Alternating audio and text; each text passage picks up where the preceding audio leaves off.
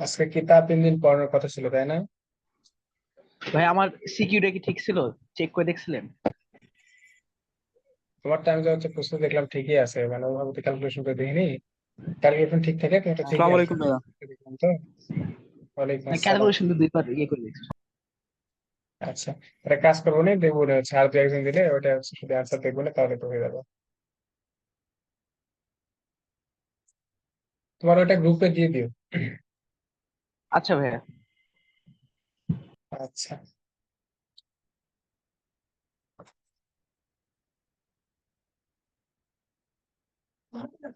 এইটা পড়ানোর আগে তোমাদের হচ্ছে এটা প্রক্রিয়া করতে হবে।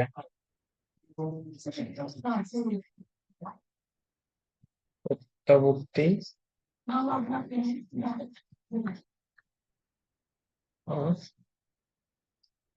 প্রত্যাবর্তী প্রক্রিয়া।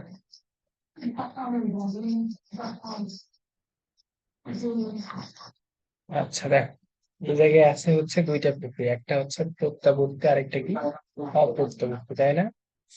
আচ্ছা, এইগুলার বাংলা নাম ভাই কঠিন বেশি, এগুলা ইংরেজি নাম দেখলে তোমাদের এগুলো সুবিধা হয়ে যাবে। এটা হচ্ছে রিভার্সিবল প্রসেস, মানে আচ্ছা আমি দেখাচ্ছি।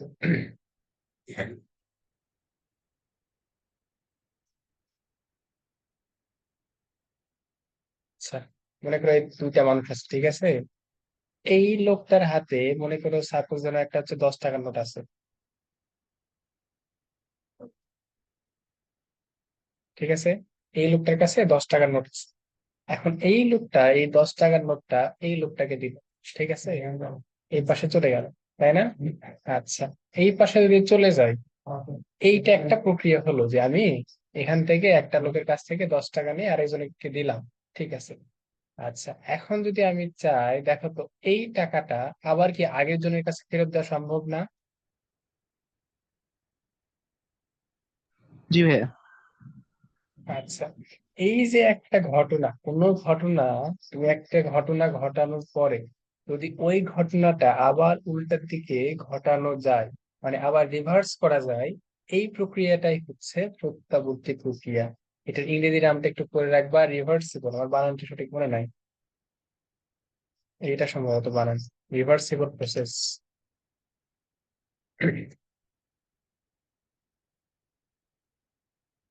এটা ইংরেজি নামটা একটু বইয়ে দেখবা, সম্ভবত রিভার্সিবল প্রসেসই আছে।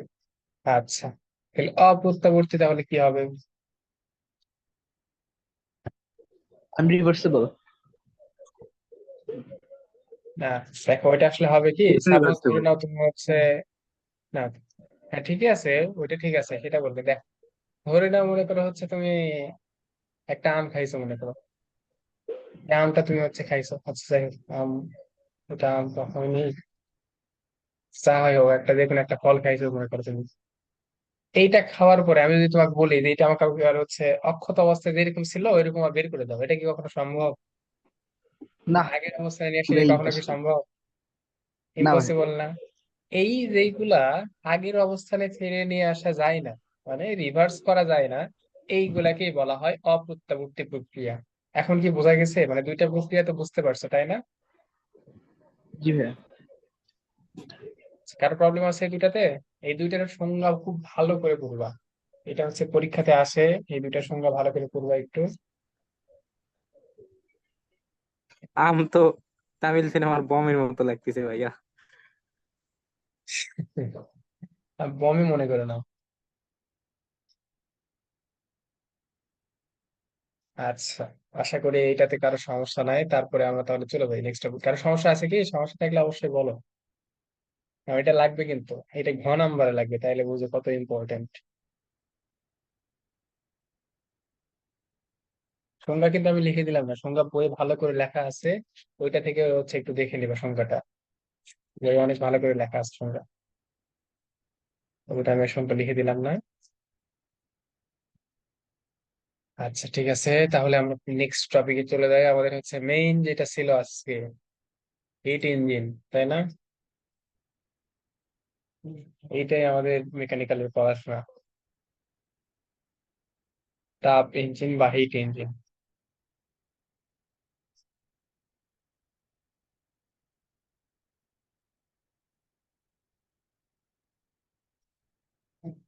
Hit engine. আচ্ছা, এই প্রক্রিয়াটা আমি মনে করো তোমার হচ্ছে সিম্পল একটা দিয়ে আমি বুঝিয়ে দিচ্ছি। মানে জিনিসটা কিন্তু এতটাও সহজ না, আমি যতটা করে বলে দিব তোমাদের, জিনিসটা কিন্তু একদম এতটাও সহজ না। কিন্তু তোমাদের এত কিছু জানার এখন আপাতত দরকার নেই।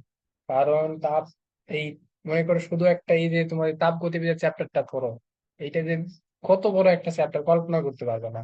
আমাদের পুরা কোর্সই হচ্ছে মেকানিক্যাল কোর্সই হচ্ছে থার্মোডাইনামিক্স এর উপরে। সেকেন্ড ইয়ার থেকে আমাদের শুরু থার্মোডাইনামিক্স, মানে মেকানিক্যালের বেসই হচ্ছে থার্মোডাইনামিক্স। অন্যান্য ডিপার্টমেন্ট ওদের ওই থার্মোডাইনামিক্স এর জন্য পড়তে হয়। এটা ধরে নেওয়া হয় একদম বেসিক আর কি। আচ্ছা, সিম্পল ভাবে চিন্তা করো, দেখো তাপ ইঞ্জিনে এত কঠিন আমরা না যে, দেখো সিম্পল আগে একটা চিন্তা করো। দেখো এই জায়গায় মনে করো একটা হচ্ছে পাতিল আছে।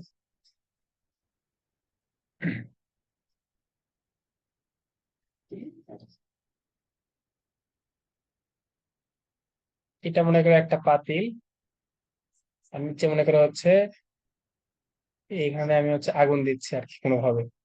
ঠিক আছে, এখন প্রথম অবস্থায়, স্বাভাবিক অবস্থায় প্রথমে কিছুই করিনি মনে করো, এমনি স্বাভাবিক অবস্থায় ছিল, এখন আমি আগুন জ্বালাইনি। আগুন জ্বালানোর পরে কি হবে?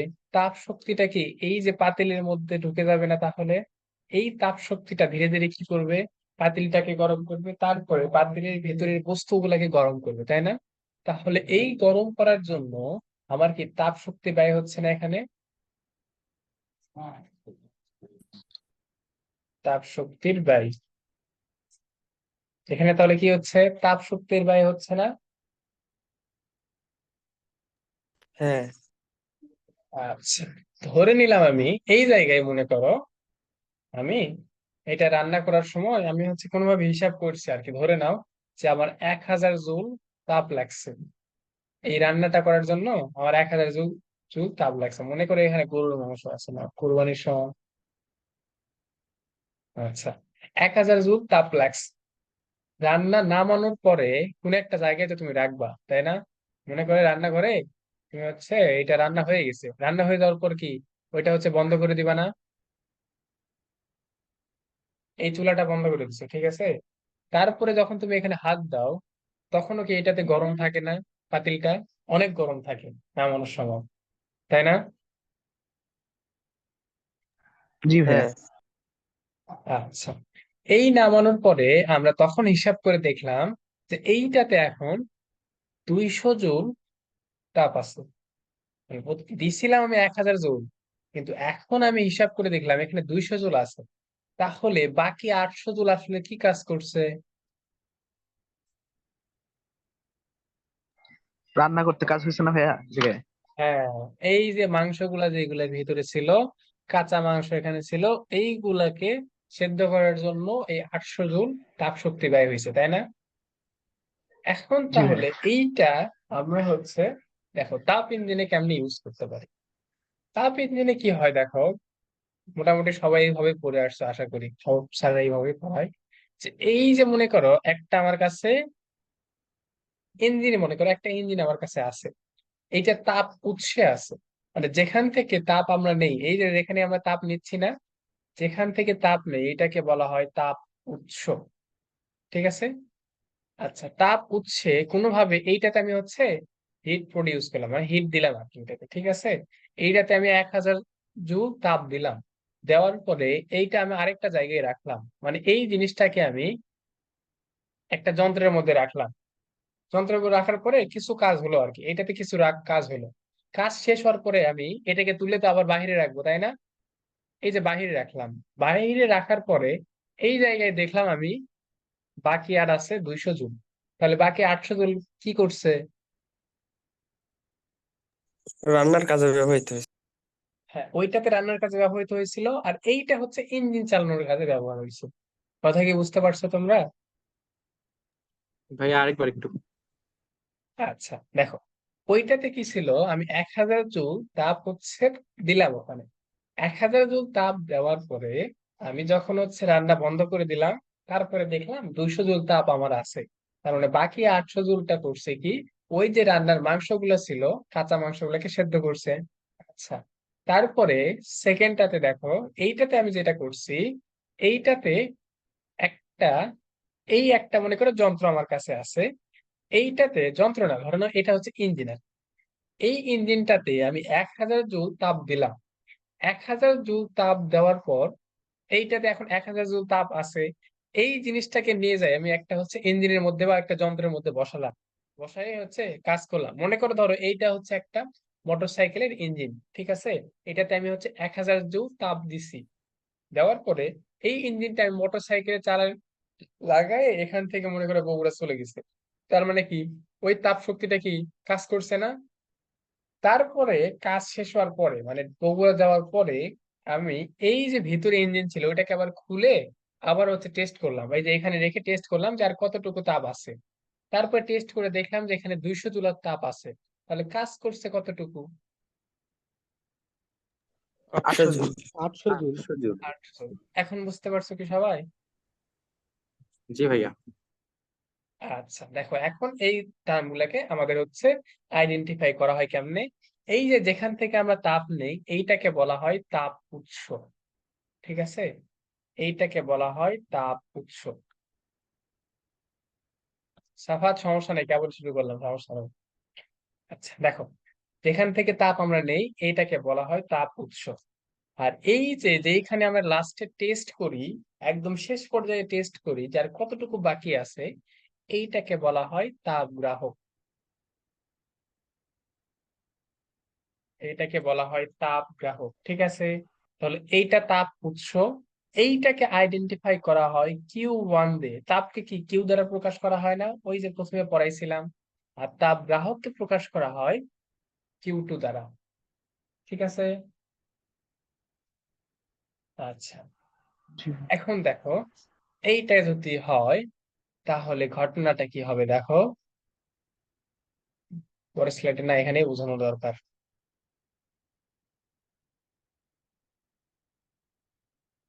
হ্যাঁ, এখন তাহলে আমাকে বলো তো, কৃতকাজ যদি আমি বের করতে চাই, তোমরা 800 কেমনে বের করছো? 1000 মাইনাস 200 করছিলে না, করে 800 বের করছো না? তাহলে মূলত আমরা কি করছি, তাপ উৎস, তাপ উৎসের তাপ মাইনাস তাপ গ্রাহকের তাপ, এভাবে বিয়োগ করছো না তোমরা? তাহলে জি কৃতকাজ ভাইয়া। ডাব্লু যদি আমি, কৃতকাজ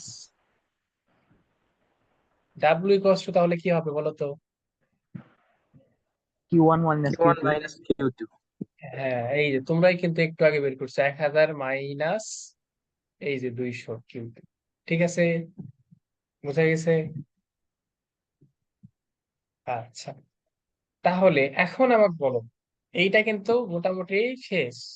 এই তাপ ইঞ্জিন টপিকটা অনেকটা হয়ে গেছে, কারণ ইঞ্জিন আছে ওইটা পরে আসতেছি, আগে এই জিনিসটা ভালো করে তোমরা বুঝো। আচ্ছা দেখো, এখন এইটা থেকে তোমাদের হচ্ছে একটা সূত্র দেখাবো, যেটা হচ্ছে এই চ্যাপ্টারে বলা যায় মানে ফেমাস, সব থেকে ফেমাস। ওইটাতে আসবো, তার আগে হচ্ছে কারণ ইঞ্জিন তার আগে দেখাবো না পরে দেখাবো সেটাই ভাবতেছি। আগে সূত্রই দেখান ভাইয়া। হ্যাঁ সূত্র তো দেখাবো, কারণ ইঞ্জিনও দেখাতে হবে, রেফ্রিজারেটর সবই দেখাবো। আগে সূত্রটাই দেখায়, তোমাদের জিনিসটা একটু সহজ লাগবে। দেখো, এখন দেখো তো এই জায়গায় কর্মদক্ষতা, এই জিনিসটা তো তোমরা 9 10 পড়ে আসছো তাই না? কর্মদক্ষতা বা দক্ষতা, জি ভাই। ওই একক সময় কাজের হার। জিনিস, হ্যাঁ ওই যে 9 10 তোমরা পড়ে আসছিলে না, যে হচ্ছে এই দক- কাজ শক্তি ক্ষমতা, ক্ষমতার ভেতরে কর্মদক্ষতা ইটা নামে একটা টার্ম পড়ছিলাম, মনে আছে? হ্যাঁ হ্যাঁ। জি ভাইয়া। এটা মূলত সব সময় কি ছিল, লভ্য কার্যকর শক্তি, মানে যতটুকু আমি কাজ পাচ্ছি, লভ্য কার্যকর শক্তি, আর নিচে আর কি মোট আসে? প্রদত্ত শক্তির মোট অনুপাত। মোট মোট প্রদত্ত হ্যাঁ, শক্তি। মোট প্রদত্ত শক্তি, প্রদত্ত শক্তি, ঠিক আছে? ইনটু আমরা কি সাধারণত 100%। শতকরা হিসাব করি না, ইনটু কত, 100। 100%। এখন আমাকে বলো তো, এই জায়গায় আমরা কাজ পাচ্ছি কতটুকু, ডাব্লু পরিমাণ না? কৃতকাজ কি আমাদের, এটা হচ্ছে ডাব্লু পরিমাণ কৃতকাজ। আর মোট কতটুকু শক্তি প্রদান করতেছি এখানে? Q1। হ্যাঁ, Q1 পরিমাণ। দেখো তাপ উৎস থেকে কিন্তু আমি Q1 পরিমাণ শক্তি নিছি, আর কাজ করছি কিন্তু ডাব্লু পরিমাণ, তাই না? বোঝা গেছে কথা?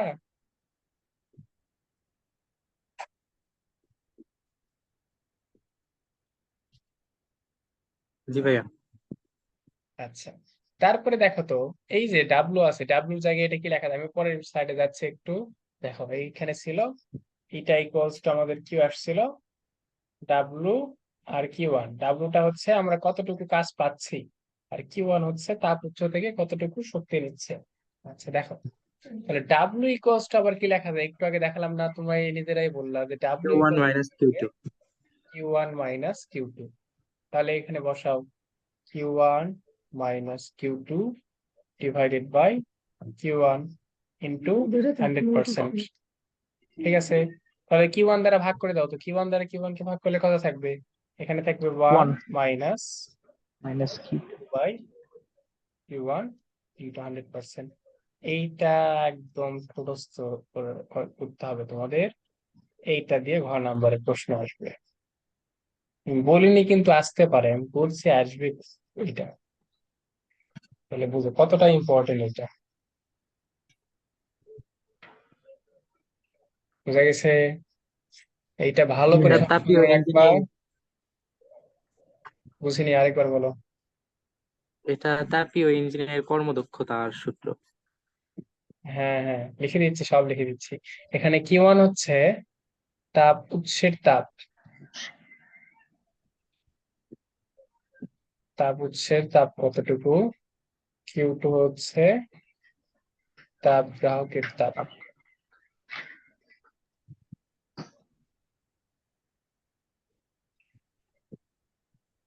আর এটা হচ্ছে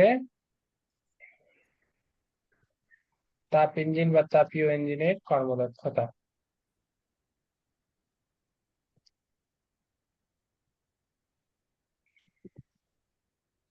বুঝতে পারছো এটা সবাই? জি ভাইয়া।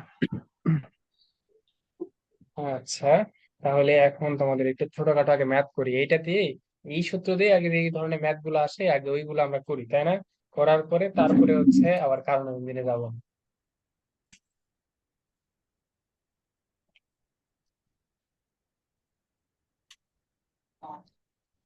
একটি ইঞ্জিনের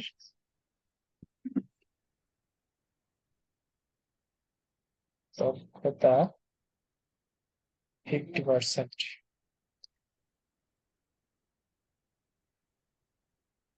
তাপ গ্রাহকের তাপমাত্রা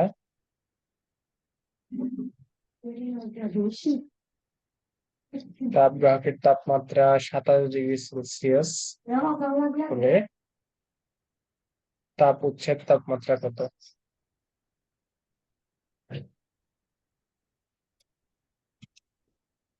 তাপমাত্রা কত, কত এটা? সুইচটা দাও তো, সুইচটা দাও তো।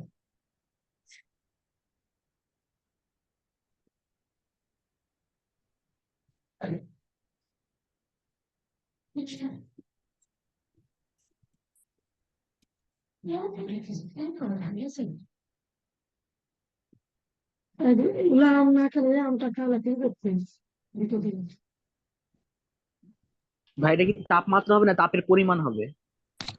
সেটাই তো ভাইয়া, তাপমাত্রা হবে না তাপের পরিমাণ। সরি, তাপ তোমাদের তো পরি- তাপমাত্রার সূত্র এখনো শেখায়নি, আছে আমি মনে নাই তো।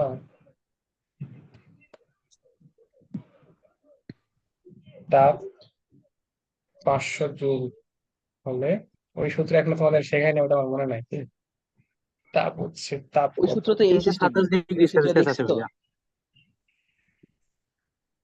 করো, কত আসছে ওটা? 327 ডিগ্রি সেলসিয়াস বা হচ্ছে যে 600 কেলভিন। প্রশ্ন চেঞ্জ করেছি, দেখো তাপ দিয়ে দিচ্ছি, তাপমাত্রা তো এখন আমি শেখাইনি, মনে নাই আমার।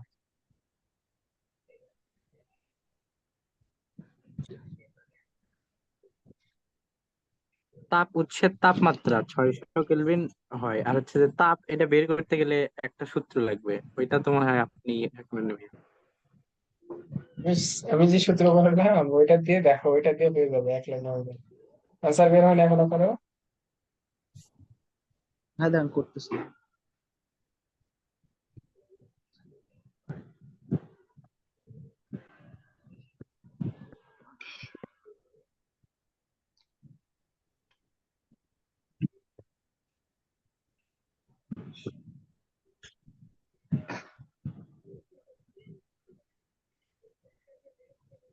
ভাই 1000 জুল আসলো। হ্যাঁ ঠিক আছে না, হ্যাঁ 1000 জুলি আসে। আরো সমস্যা আছে এটাতে? এই যে সিম্পল, এটা ইকুয়ালস টু 1 - Q2/Q1 ইন্টু 100%। হ্যাঁ 1000। এটাতে বসাও 50%, 1 - 500/Q1 ইন্টু 100%। 500 দ্বারা 100 কে কাটলে হচ্ছে 2 আসবে, মানে 1 × 1 - এই পাশে নিয়ে আসো, সমস্যা নাই, এটা সুবিধা হয়। এই 100টাকে এই পাশে যখন নিয়ে আসবে 50/100 হবে, এটাকে লেখা যায় half. Half equals to 1 - 500/Q1। তারপরে 500/Q1 ইকুয়ালস টু লিখতে পারবা 1 - হাফ, বা হাফ হয়ে যাবে। অতএব Q1 ইকুয়ালস টু হয়ে যাবে 1000 জুল। বুঝতে পারছো কি? জি ভাইয়া। আচ্ছা ঠিক আছে। এখন দেখো, একটু আগে তোমাদের বললাম না প্রত্যাবর্তী প্রক্রিয়ার অপ্রত্যাবর্তী প্রক্রিয়া?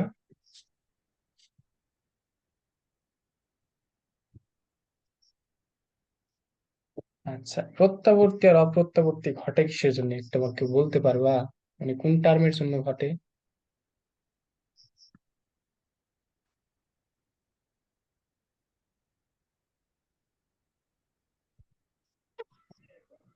সমষ্ণ আর রুদ্ধতাপীয়। না, এইগুলো না। আচ্ছা দেখো, এত কঠিনে যাবো না, তোমাদের আমি বই দেখলাম, বই এত কঠিন করে দেওয়া নেই। তোমাদের যেটা হয় দেখো, রুদ্ধতাপীয় প্রক্রিয়ায় কি এন্ট্রপি ফিক্সড ছিল না? মনে আছে? রুদ্ধতাপীয় প্রক্রিয়ায় কি ফিক্স ছিল? রুদ্ধতাপীয় এন্ট্রপি স্থির। প্রক্রিয়ায় এন্ট্রপি মানে কি? বিশৃঙ্খলতার পরিমাপ। এন্ট্রপি ছিল ফিক্সড, মানে এই জায়গায় কোনো বিশৃঙ্খলা ঘটে না। মানে এই যে এখন তুমি চিন্তা করো, তুমি একজনকে 10 টাকা দিলে বা 10 টাকা ফেরত নেওয়া যাবে, এই জায়গায় কিন্তু কোনো বিশৃঙ্খলা হয়নি। কিন্তু যখন তুমি একটা খাবার খেয়ে ফেলবা, দাঁতের ভিতরে দেওয়া, মানে কি ওখানে একটা বিশৃঙ্খলা তৈরি হয়ে গেছে না? ওটাকে আগের অবস্থানে ফিরিয়ে আনতে পারবা?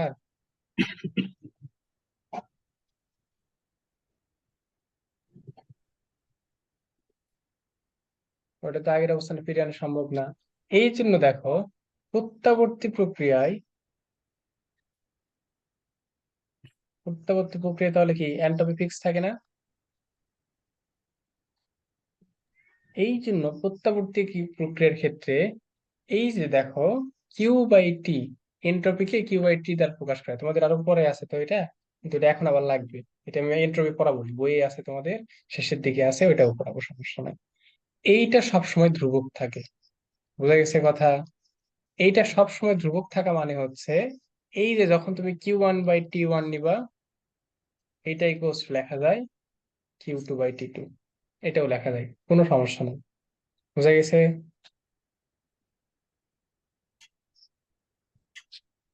বুঝতে পারছো এই কথা? মানে এই যে তাপ আর তাপমাত্রার অনুপাত সবসময় ফিক্সড।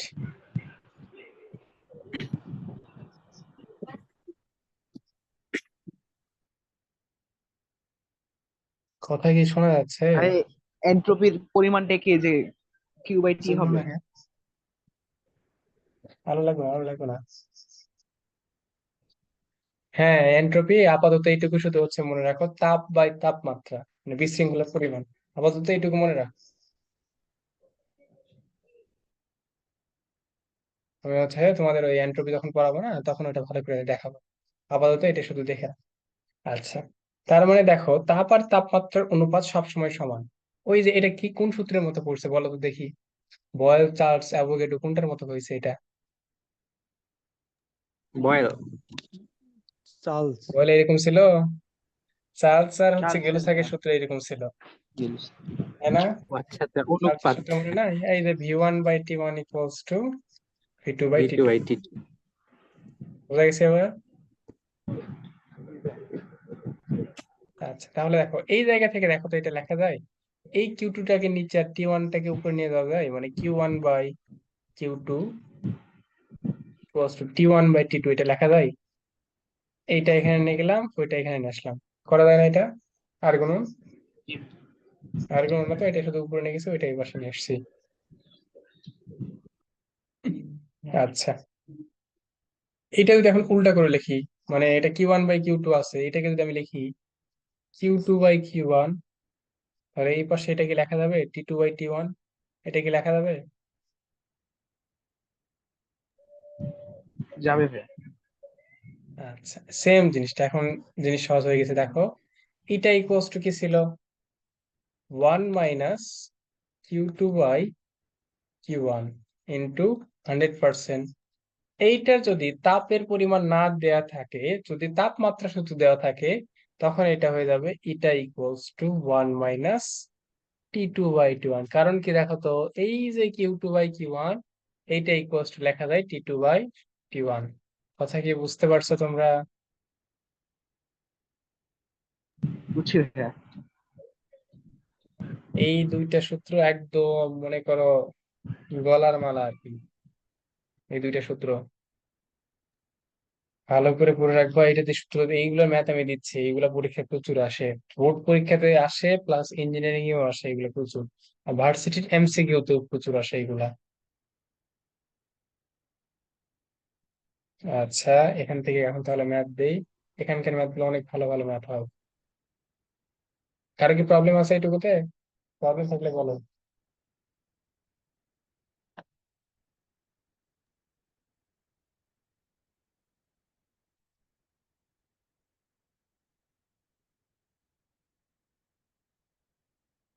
আচ্ছা, আশা করি কারো প্রবলেম নাই। তাহলে এখান ভাই থেকে এখান একটু থেকে তো ম্যাথ করি। লেখা যায় কিউ সমানুপাতিক টি। হ্যাঁ, অবশ্যই। কিউ সমানুপাতিক টি বলতে এইটা হচ্ছে তুমি তাপ যত বাড়াবা তাপমাত্রা তত বাড়বে, এইরকম আর কি অনেকটা। ওইটা তোমার হচ্ছে যখন এই যে আসবো, তো ওই হচ্ছে তোমার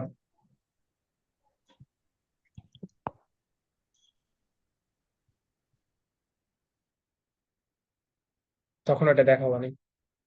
আচ্ছা, তোমাদের গণিত উল্লাসে ডেট ফিক্সড হয়েছে নাকি 28শে জুলাই?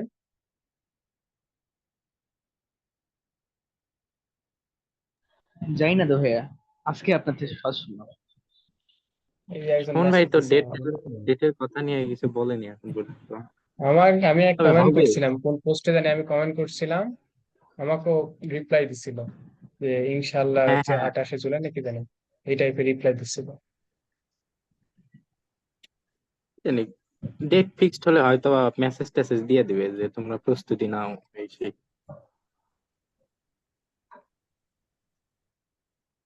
কি যে, আচ্ছা,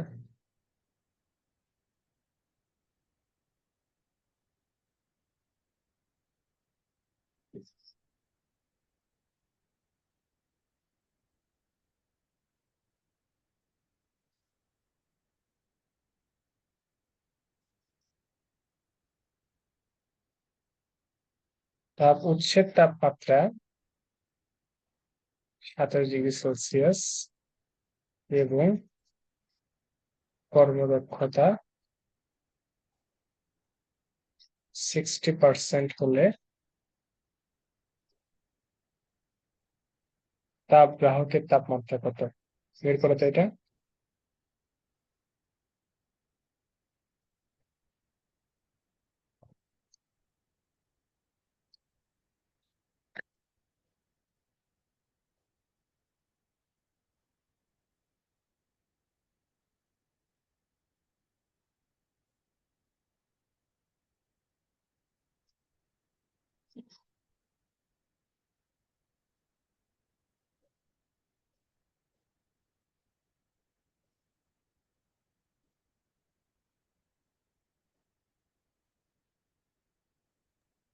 ভাই 120 কি?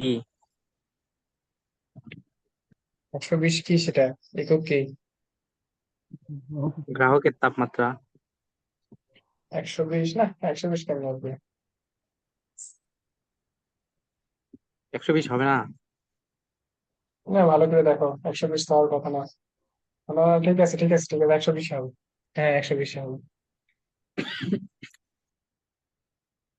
বাকিদের বের হয়েছে কি? 120 কেলভিন।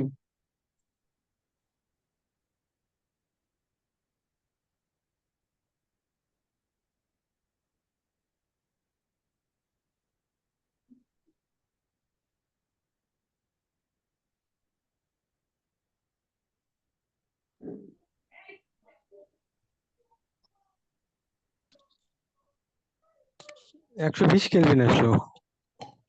120 আসছে, এটা কি করে হ্যাঁ। দেওয়া লাগবে? না, ঠিক আছে, 120 কেলভিন হবে।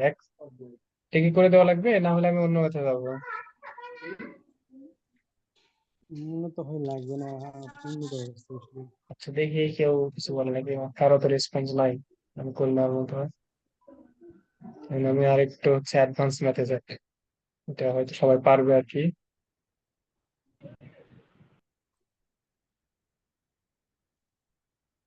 120 আসবে অ্যান্সার, 120 কেলভিনই।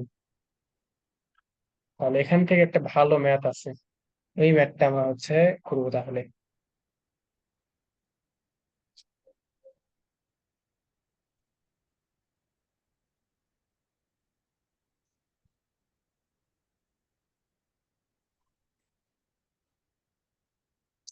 আচ্ছা, এটা আমি তাহলে করি। একটি তাপ ইঞ্জিনের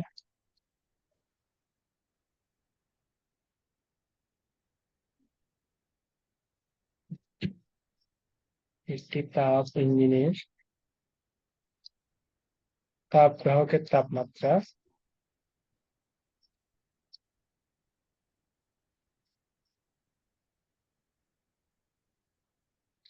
37°C। ইঞ্জিনটির দক্ষতা 60% থেকে 80% করতে হলে তাপ উৎসের তাপমাত্রা কত পরিবর্তন করতে হবে? এটা ভালো একটা ম্যাথ করতে হবে। ওটা ভালো করে পড়ো।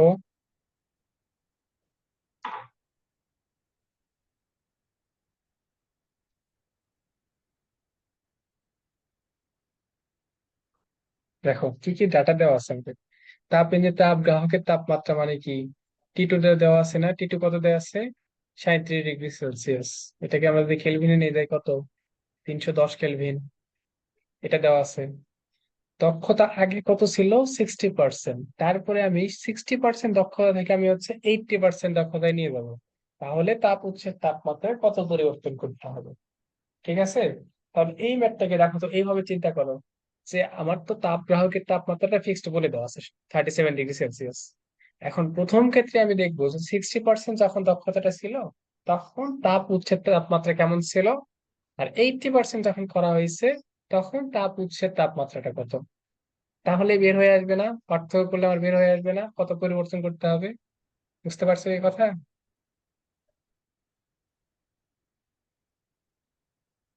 কথা কি বুঝতে পারছো?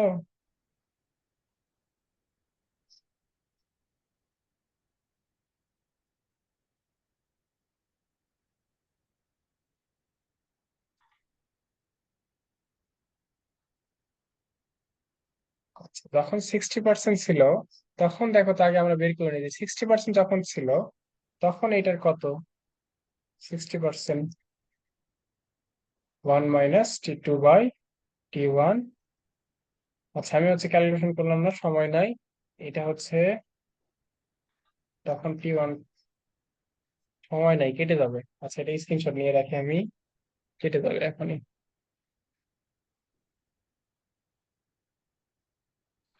তোমরা একটু স্ক্রিনশট নিয়ে নাও, স্ক্রিনশটটা একটু নিয়ে নাও। ভাইয়া 775 কেলভিন কি? আচ্ছা দাঁড়াও, আমি তো ওইভাবে মুখস্থ করিনি, আমার একটু করে দেখা লাগবে।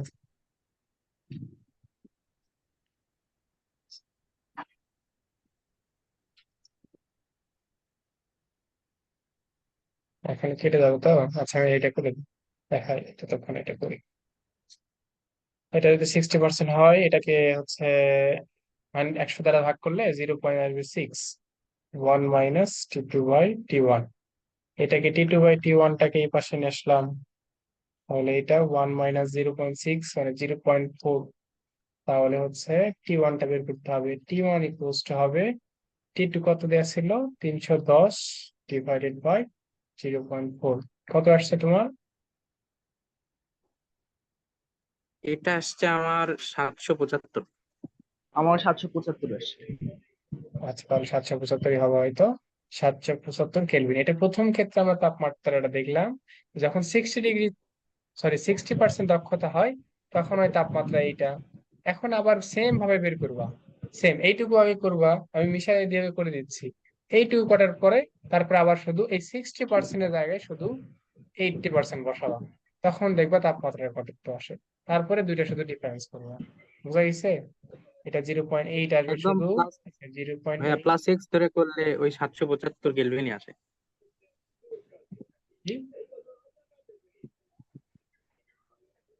এটা দেখো, 310 ভাগ হচ্ছে 0.8, দাও কত আসে একটু দেখো, দেখে বলা হয়। 400 সামথিং আসবে, দেখো না কত। 387.5। ওরকম আসবে, 387.5। বোঝা গেছে? যদি আমার দক্ষতা 60% হয়, তখন তাপমাত্রা হতে হবে 700